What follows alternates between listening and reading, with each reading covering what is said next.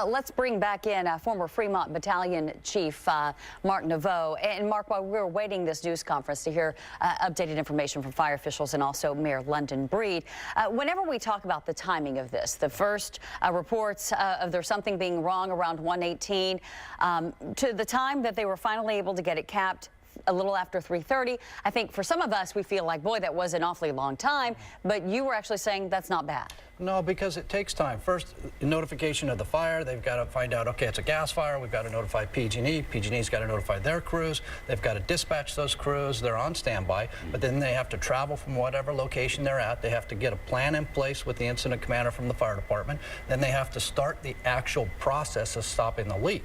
So you can see it can take some time to do that. The key part is there's a difference between an hour or 2 hours and maybe 5 or 6 hours. That's a big difference. And that the incident commander knows how long it's going to be, so they can plan accordingly. That's the key part, constant communication between the parties. And did it make sense to you, the scene we saw playing out live here on our air, where you had crews going in and digging up these large holes in the middle of the street on either side of that leak? Was that unorthodox? Did that seem unusual? Is that sort of par for the course when you're trying to deal with a leak like this? I think that's a determination that PG&E makes based upon the scenario that they have before them. If you notice, they were able to cap above and below that leak and fairly close to the leak.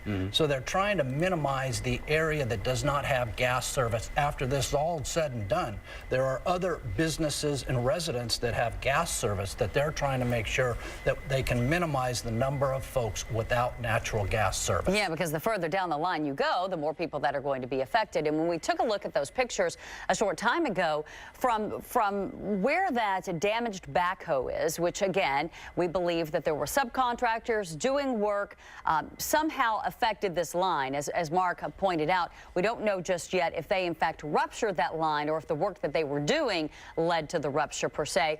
But there was not a whole lot of distance between that damaged backhoe and where we actually saw that they had marked the line as being shut off.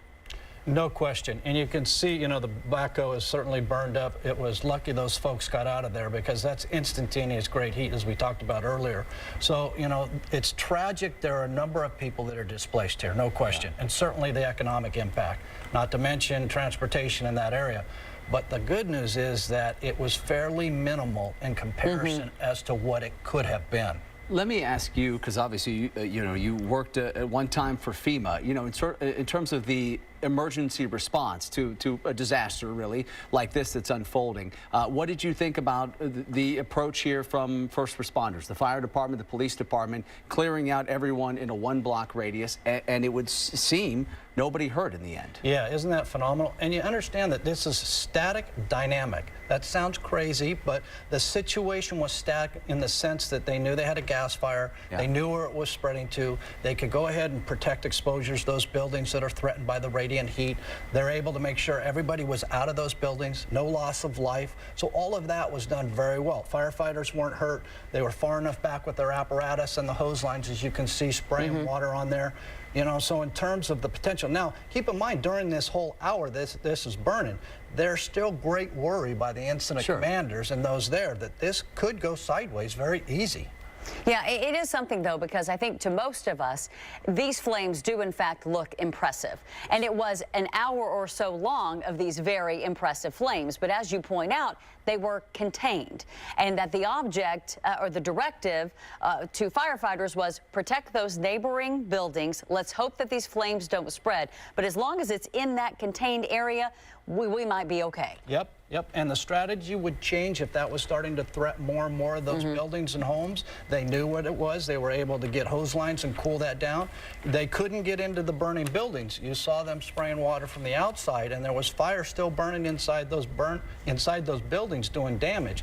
As soon as they were able to shut down the gas lines, they got people into those buildings. All right.